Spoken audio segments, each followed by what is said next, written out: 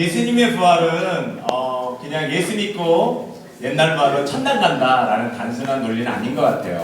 예수님께서 십자가에 지시고 우리를 자유케 하심은 우리가 예수님과의 깊은 관계를 할 수 있고 또 예수님을 또 모시고 살 수 있고 또 예수님이 주시는 자유함 가운데 죄와 질병과 가난과 모든 저주를 끊으신 그 예수님이 주신 풍성함을 누리며 사는 것이 예수님의 십자가에 대한 또 목적이기도 합니다. 우리를 향한 축복이기도 합니다.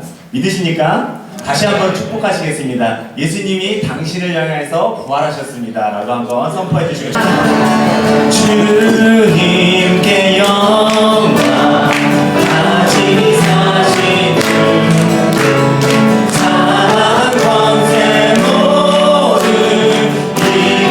이기시려네 기도 입은 천사 그를 옮겨고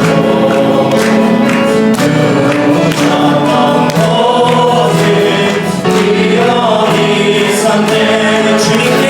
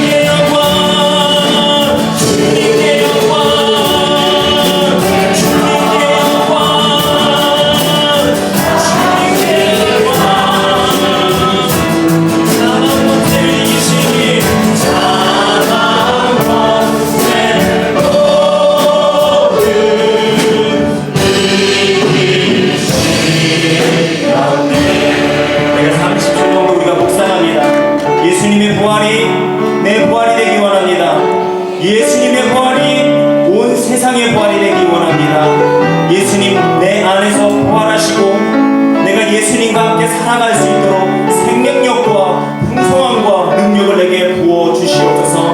먼저 내 안에 예수님을 초청하시고 그분이 살아 역사하시도록 인도해 달라고 우리가 잠시만 기도하시고 우리 김용환자님 나오셔서 기도해 주시겠습니다. 잠시만 기도하시겠습니다. 하나님 영광과 존귀와 권능을 받으시기에 합당하신 하나님 아버지, 우주 만물을 창조하시고 우리에게 영원 무궁하도록 한결같은 사랑을 베푸시는 아버지께 찬송과 경배를 드리옵나이다.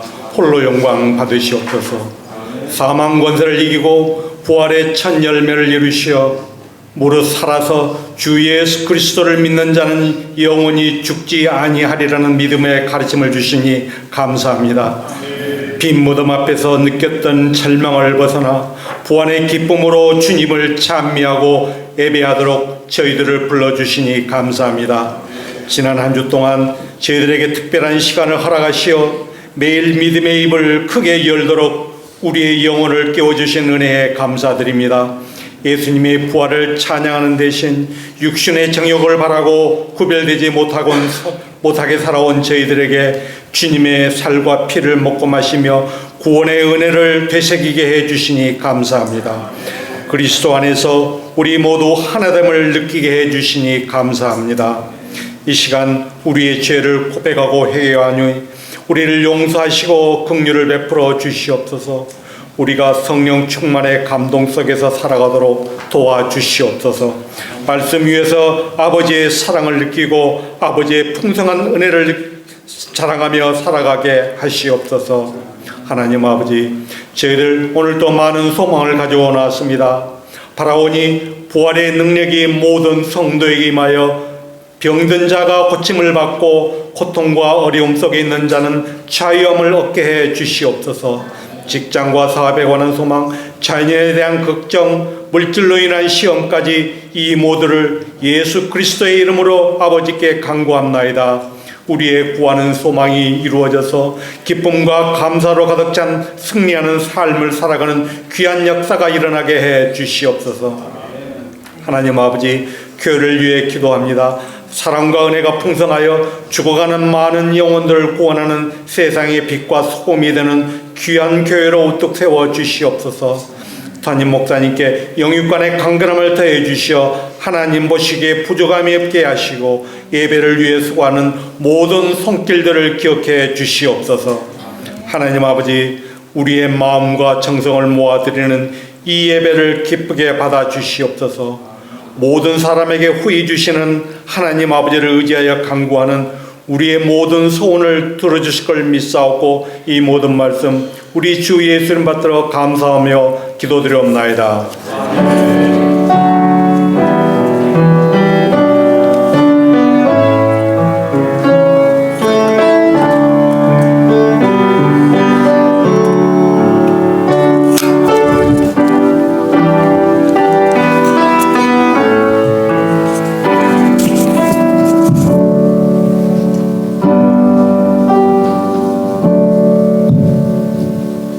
성도님들 안녕하십니까. 오늘이 드리는 이 부활절 찬양 예배를 통해서 저희들이 그 구원의 확신과 부활의 확신을 체험하는 이 시간이 좀 되었으면 좋겠습니다. 예수님께서 부활하신 날을 기념하는 오늘 부활주일입니다. 죽은 권세를 이기시고 부활하신 우리 예수님처럼 우리 주변을 둘러싼 죽음과 같은 이 어려운 세상에서 우리도 이겨내기를 소원해 보면서 이 찬양을 드립니다. 제가 하루에 10시간 운전하는데요. 차 안에서 찬양을 막고 기가 떨어지도록 찬양을 드리고 지나간 신앙생활 내 찬양으로 위로받는 사람입니다. 그래서 찬양을 좋아해요. 남은 부리도 못하는 찬양 저도 못 불러. 하지만 은혜로 부르는 거야. 은혜로 부르면 되는 거지. 무슨 지적으로 성악이 무슨 필요 있어요. 성도님들 아멘 하시는 분들 대박 날 거예요. 자, 이 찬양을 우리 하나님 앞에 불러드립니다. 찬양의 은혜 받으시기를. 제가 찬양에 너무 은혜 받습니다. 위로 받습니다.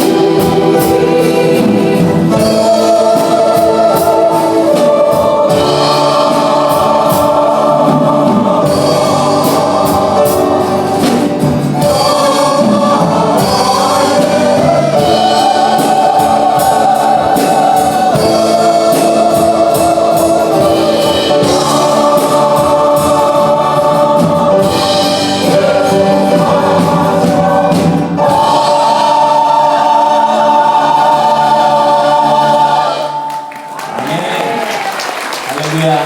우리 잠시만 기도하시고 또 우리 목사님과 같이 또 말씀을 듣기 원합니다. 이 시간에 기도하실 때 예수님 진심으로 내 안에 오시옵소서. 예수님 내 삶의 중심이 되시옵소서.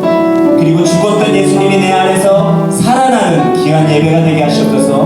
말씀하시옵소서. 우리와 함께 하시옵소서. 주님의 영광이 우리에게 임하시옵소서. 라고 우리 잠시 동안 기도하도록 하시겠습니다. 같이 한번 기도하시겠습니다. 하나님 감사합니다. 자, 오늘 우리 함께 나눌 말씀은요, 요한계시록 5장 1절부터 7절까지만 제가 우리 함께 읽어보도록 하겠습니다. 요한계시록 5장 1절부터 7절까지만 읽도록 하겠습니다. 1절 제가 먼저 읽고요, 한 절씩 우리 교독합니다. 나는 또 그 보좌에 앉아 계신 분이 오른손에 두루마리 하나를 들고 계신 것을 보았습니다. 그 두루마리는 안팎으로 글이 적혀 있고 7인을 찍어 봉하여 놓은 것이었습니다. 내가 보니 힘센 천사가 큰 소리로 이 봉인을 떼고 두루마리를 펴기에 합당한 사람이 누구인가 하고 외쳤습니다. 그러나 두루마리를 펴거나 그것을 볼 수 있는 이는 하늘에도 없고 땅 위에도 없고 땅 아래도 없었습니다. 이 두루마리를 펴거나 볼 자격이 있느니가 하나도 보이지 않으므로 나는 슬피 울었습니다. 그런데 장로들 가운데 하나가 나에게 울지 마십시오. 유다 지파에서 난 사자 곧 다윗의 뿌리가 승리하였으니 그가 이 7 봉인을 떼고 이 두루마리를 펼 수 있습니다 하고 말하였습니다. 나는 또 보좌와 내 생물과 장로들 가운데 어린 양이 하나 서 있는 것을 보았는데 그 어린 양은 죽임을 당한 것과 같았습니다. 그에게는 볼 7과 눈 7이 있었는데 그 눈들은 온 땅에 보내심을 받은 하나님의 7 영이십니다. 그 어린 양이 나와서 보좌에 앉아 계신 분의 오른손에서 그 두루마리를 받았습니다. 아멘. 같이 해볼게요. 여러분들이 요한계시록을 읽을 때는 그림을 잘 그리셔야 된다 이야기했습니다. 오늘 그림을 보니까 장면들이 몇 개가 나오죠. 첫 번째 장면은 뭐가 보입니까? 두루마리, 뭔가 딱 봉인이 되어져 있는 7개의 도장으로 봉인이 되어져 있는 두루마리. 두 번째는 누가 나옵니까? 어린 양이신 예수님이 나옵니다. 자, 먼저 이 두루마리에 대해서 잠깐만 설명을 해야 돼요. 왜냐하면 이게 이제 굉장히 중요하기 때문에 그렇죠. 자, 이 두루마리는 성경에서 보면 두루마리는 흔히들 그냥 책을 이야기합니다. 옛날에는 우리처럼 이런 책이 거의 없어요. 대부분은 두루마리로, 양피지로 두루마리로 되어진 책들이기 때문에 그렇습니다. 성경에 보면 여러 가지 책들이 나와요. 뭐 이 성경책을 두루마리라고도 표현을 할 때도 있고, 모세기도 같은 경우에 보면 그렇죠? 내 이름을 갖다가 제하여 주십시오라고 이야기하는 거 보니까 어떤 구원받은 자들의 명단이 적혀 있는 일종의 구원 명부 같은 것도 있고, 요한계시록 뒤에 보면 생명책 뭐 이런 것도 있고요. 그 다음에 또 보면 우리들의 어떤 행실을 하나하나 기록해 놓은 그런 어떤 행위의 책들도 있다라고 합니다. 근데 여기서의 두루마리는 그런 책들이 아니고요. 우리는 이미 이게 어떤 내용인지를 압니다. 어떤 내용입니까? 예수님이 이제 펼치잖아요. 그래서 인을 떼죠. 그 두루마리에 붙어 있는 인을 갖다가 하나씩 뗍니다. 몇 장부터 떼요? 6장부터 뗄 겁니다. 그러니까 우리는 이미 이 두루마리의 내용이 뭔지를 알고 있습니다. 6장 이후에 나오는 내용들입니다. 6장 이후의 내용은 한마디로 말하면 예수님으로 말미암아 시작되어진 이 구원을 하나님께서 결국에는 완성할 것이다 라고 하는 하나님 나라의 프로젝트에 대한 내용입니다. 이 하나님 나라를 이루어가는 데 있어서 어떤 일들이 일어납니까? 이 세상을 심판도 하십니다. 이 세상을 심판하십니다. 그리고 뿐만 아니라 교회를 새롭게 하십니다. 그리고 온 우주를 새롭게 하십니다. 이 내용이죠. 근데 하나님께서는 이 책을 우리들이 알기를 원해요. 그래서 오늘 우리가 보면 1절에도 보면 굉장히 이 두루마리를 설명해 주는 데 있어서 아주 뭔가 좀 신비한 모양으로 우리들에게 설명을 해주고 있습니다. 하나님의 오른손에 들려있고, 그리고 그 두루마리는 7 봉인이 적혀 있습니다. 도장이. 우리는 이 도장 생각하지 마시고, 여러분들 옛날 봉투 보시면 이 빨간 실 같은 걸로 이렇게 딱 있는 거 있죠? 그 도장을 생각하셔야 돼요. 그걸 하나씩 뗀다라는 겁니다. 근데 이게 어떤 배경에서 이야기를 하느냐면 옛날 로마 시대 때 유언 상속, 재산 상속과 같은 이 유언장을 갖다가 작성할 때 아무도 보면 안 되잖아요. 반드시 이 어떤 사람만 봐야 되는 내용이 있어요. 그때 7개의 이 씨를 붙여요. 그래서 이 씨이 그렇기 때문에 그 유언장 안에는 뭐가 들어있어요? 앞으로의 미래 계획이 들어있습니다. 누가 우리 집의 상속자가 되고, 누가 재산을 가져갈 것이며, 누가 내 자리를 갖다가 물려받을 것인가 라고 하는 미래 계획이 붙어 있다는 것이죠. 그리고 이 두루마리는 안팎으로 글이 쓰여 있다고 하죠. 안팎으로 글이 쓰여 있다고 그래요. 그러니까 하나님의 계획이 완전하게 적혀 있습니다. 불완전하지가 않습니다. 완벽하게 적혀 있습니다. 그런데 문제는 뭡니까? 이 두루마리를 뗄 사람이 없어요. 이걸 떼야 이 속에 하나님의 계획이 무엇인지, 어떻게 우리가 살아야 되는지를 알 수가 있는데 뗄 사람이 없습니다. 그래서 요한이 울었다라고 이야기하죠. 하지만 24장로 중에 한 분이 와가지고 요한을 다독거려 줍니다. 울지 말라 이야기하죠. 왜냐하면 이 두루마리를 뗄 분이 이미 있다라고 이야기를 합니다. 그분이 누굽니까? 5절에서 이야기를 하고 있죠. 누구예요? 장로가 이야기하는 것은 유다의 사자라고 이야기합니다. 유다의 사자. 그리고 또 다윗의 뿌리. 유다의 이건 결국에는 예수님을 이야기하는 거예요. 근데 왜 예수님을 유다의 사자라고 이야기할까요? 사자라고 하는 것은 힘, 권위, 권세, 이걸 이야기합니다.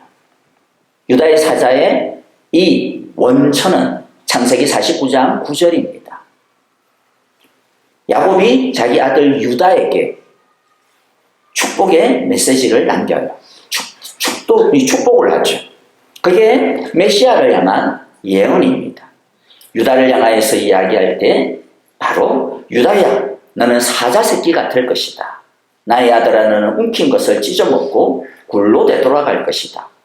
엎드리고 웅크리는 모양이 수사자 같기도 하고 암사자 같기도 하니 누가 감히 범할 수 있으랴. 그렇죠?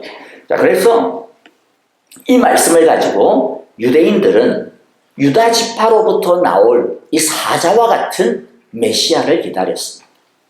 그리고 다윗의 뿌리는 어떤 의미예요? 우리가 매일 예배 지금 사무엘하 계속해서 보고 있죠? 바로 그 말씀이에요. 거기에 다윗과 맺은 언약이 있습니다. 하나님께서 어떤 언약을 세웠어요?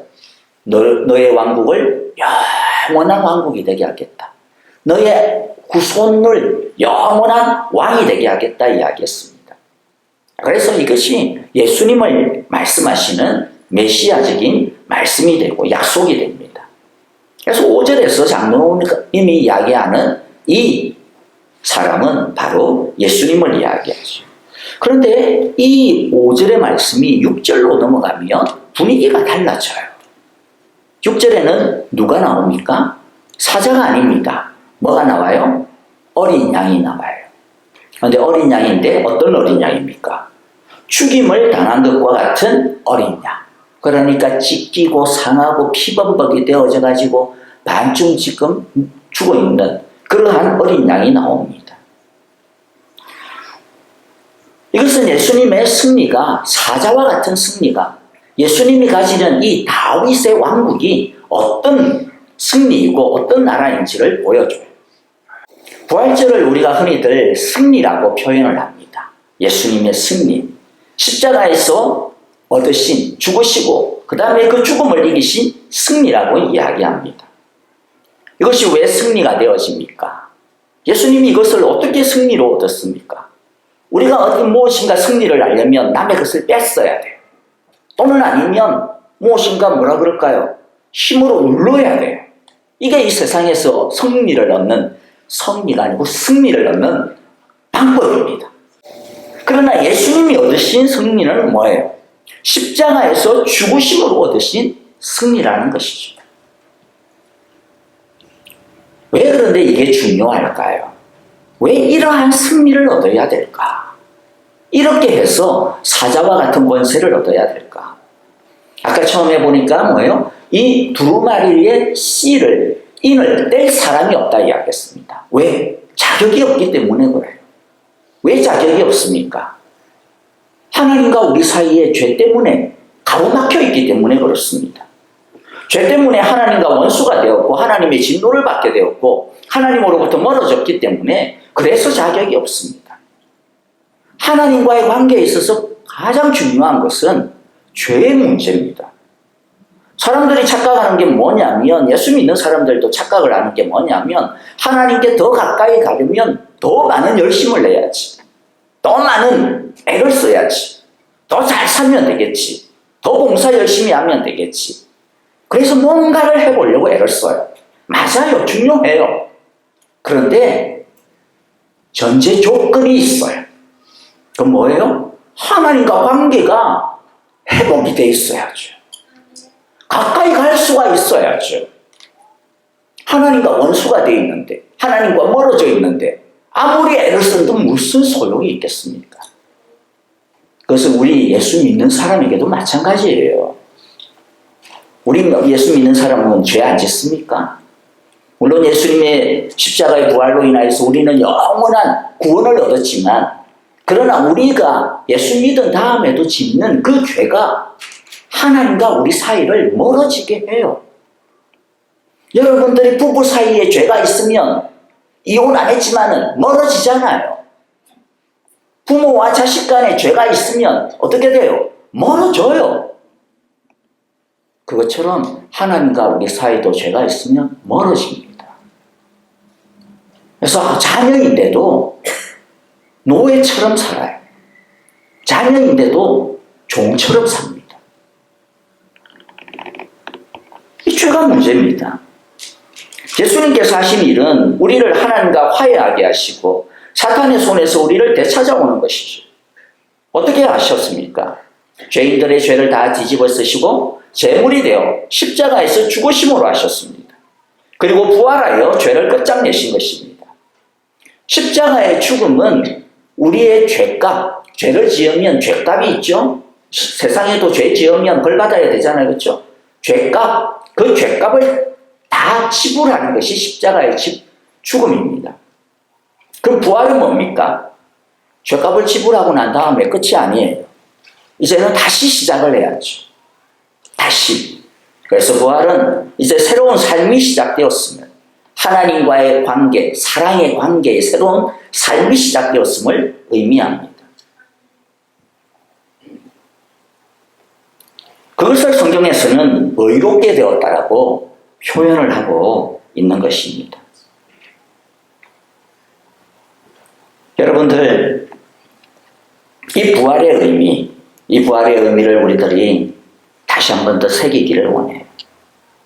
이 부활하신 예수님 때문에 주님은 어린 양에서 사자가 되시는 겁니다. 모든 것들을 이기시고 모든 것들을 물리치시고 모든 것들의 왕이 되시는 것이죠. 주님은 오늘 우리들이 이 예수님을 보기를 원해요. 이 예수님을 의지하기를 원해요.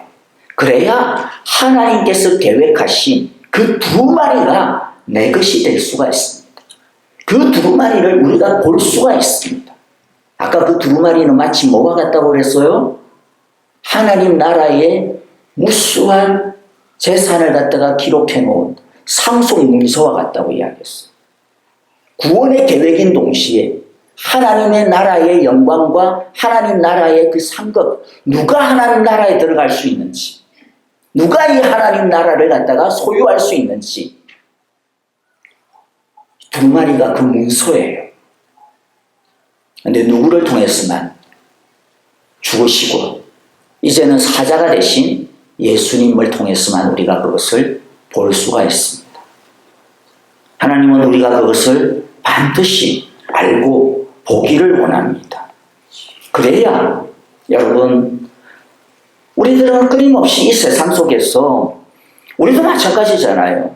세상에서 살기 때문에 세상이 전부인 줄 알고 살 수밖에 없습니다. 그러나 그렇게 살다가는 망합니다. 그렇게 살다가는 하나님의 이 두루마리에 있는 이 축복하고 상관없는 삶을 살게 되는 거예요. 세상 가운데서 살아가고 있는 우리에게 하나님께서는 이 두루마리에 집중하게 하십니다. 이 두루마리, 이 말씀을 집중하게 하십니다. 보라고 하시는 것이죠. 그럴 때 우리들이 이 세상 가운데서 어떠한 인생을 살더라도 결국에는 주님께서 주신 그 축복의 유산들을 우리 모두가 물려받게 되어지는 것이죠. 주님께서는 반드시 이 일을 이루시고야 말겠다라고 말씀합니다. 그것의 표현이 뭡니까? 하나님이 이 두루마리를 오른손에 쥐고 있습니다. 오른손에 쥐고 있다고 하는 것은 내가 반드시 이것을 이루겠다라고 하는 의지입니다. 그런데 이와 같은 의지들을 우리가 어떻게 이루어 줍니까? 하나님이 우리를 어떻게 이루어 가십니까? 예수님의 모습을 보면 재미있는 표현이 있어요. 5절에 보면 예수님에게는 그에게는 뿔 7과 눈 7이 있었는데 그 눈들은 온 땅에 보내심을 받은 하나님의 7 영이십니다. 그렇죠? 예수님에게는 여러분들 뿔 7, 진짜 예수님 뿔 7개 있나? 진짜 그런 거 아니에요. 이건 어떤 이미지, 상징을 이야기하는 거예요. 성경뿐만 아니라 그리스 로마 신화 당시에는 뿔은 언제나 권세를 이야기해요. 힘, 권위, 뿔. 이게 상징입니다. 뿔 7이 있다라고 하는 건 뭐예요? 예수님에게 완전한 권세가 있다. 예수님에게 모든 이 세상의 통치자의 권세가 있다. 그런데 그 7뿔과 함께 뭐가 있어요? 눈이 7. 근데 그 눈에 대해서 설명을 하고 있잖아요. 이 눈이 뭡니까? 온 땅에 보내심을 받은 하나님의 7명. 성령을 이야기합니다. 예수님께서 이루어 가실 이 하나님 나라의 완성, 우리에게 주신 이 구원의 완성은 아무리 이 세상이 막으려고 해도 애를 쓸 수가 없습니다. 막을 수가 없습니다. 그런데 그 힘이 어디서 나옵니까? 7 눈에서 나옵니다. 하나님의 영에서부터 나옵니다. 예수님을 믿는 자들에게 누구를 보내주세요? 성령을 보내주십니다. 우리에게 성령이 있습니다. 오늘 입교를 받는 우리 자녀들 안에 성령이 있습니다. 성령을 보내어서 성령과 더불어서 우리가 이 세상을 싸우게 하십니다. 이기게 하십니다. 우리 힘으로 이기는 게 아니에요. 성령의 권세 안에서 이기는 거죠. 오순절 성령 강림 이후에 모든 믿는 자에게 성령이 임하셨습니다. 그러니까 여러분들 뭐 성령 달라고 기도할 필요 없어요. 예수 안 믿으면 그렇게 기도하세요. 성령 받아야 되니까 일단. 그러나 믿는 우리는 성령 달라 이러면 내가 못 사는 게 다 성령님 탓 같아요. 그렇죠? 성령님이 안 오셔가지고 내가 이 모야 이 꼴로 사는 것 같이 이상하게 그런 느낌이 들더라고요. 저는. 네? 누구 탓이에요? 내 탓입니다. 내 안에 계시는 그 성령님을 우리들이 저 창고에 계시라고 창고에다가 집어넣어버리고 열쇠를 잠궈버렸어. 내 안에 계시지만 성령님이 움직이지를 못합니다. 성령님이 활동을 못하기 때문이죠. 우리만 잘하면 됩니다. 이미 7 눈을 가지신 성령님께서 우리 안에 계신다니까. 우리 교회를 운행하고 계십니다. 이 세상을 운행하고 계십니다. 문제는 우리입니다. 그러므로 성령이 왕성하게 통치하시도록 우리를 들어야 돼요. 그래서 사순절을 넘어서 오순절로 나아가야지. 부활절을 넘어서 오순절로 나아가야 됩니다. 부활하신 우리 주님과 함께 또 부활하신 주님께서 우리에게 주신 이 성령님과 함께 주님이 가지신 7뿔의 권세를 우리들이 가시기를 원합니다. 부활하신 예수님이 우리에게 이거 주신 겁니다. 여러분, 이미 우리에게 주신 이 권세와 성령님과 함께 우리 모두들이 이것을 방해하는 습관과 죄와 염려들을 다 몰아내고 예수님처럼 순종하는 우리 모두들이 되어지기를 바랍니다. 그래서 우리 모두 이제 부활을 넘어 성령으로 오순절을 넘어 사순절을 넘어 오순절로 나아가며 7불의 권세를 회복할 수 있게 되시기를 주님의 이름으로 간절히 축복하고 기도합니다. 이제는 우리 주 예수 그리스도의 크신 은혜와 하나님 아버지의 귀하신 사랑하심과 성령님의 인도하시며 우리와 늘 동행하여 주시고 예수 그리스도께서 이루신 그 승리 가운데 날마다 거하며 그 승리의 권세를 가지고 살아갈 수 있도록 힘주시고 도와주시는 그 은총이 이제 부활하신 예수님, 부활의 주님, 나의 주님임을 알고 예수 부활이 내 부활인 줄을 알고 이 세상 가운데서 항상 예수님의 그 힘을 붙들고 주님께서 보내어 주신 성령을 따라서 살아가기로 오늘도 이 시간 다짐하고 기도하고 결단하는 함께 예배드린 우리 모든 사랑의 교회 성도들과 오늘 함께 또 귀한 믿음의 고백으로 입교 예식을 행한 7명의 귀한 자매들 위해 이제로부터 영원토록 함께 계시기를 축원하옵나이다.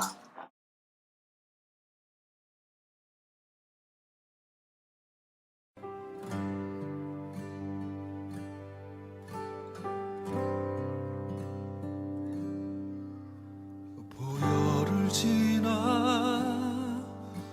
하나님 품으로 보혈을 지나 아버지 품으로 보혈을 지나 하나님 품으로 한 걸음씩 나아가 보혈을 지나 하나님 품으로 보혈을 지나 아버지 품으로 보혈을 지나 하나님 품으로 한 걸음씩 나아가네. 존귀한 주보혈이 존귀한 주보혈이 내 영을 새롭게 하시네. 새롭게 하시네. 존귀한 주보혈이 내 영을 새롭게 아멘. 우리 자매님들만 고백하겠습니다. 보혈을 지나 하나님 품으로 보혈을 지나 아버지 품으로 보혈을 지나 하나님 품으로 한 걸음씩 나아가 형제님들 고백하겠습니다. 보혈을 지나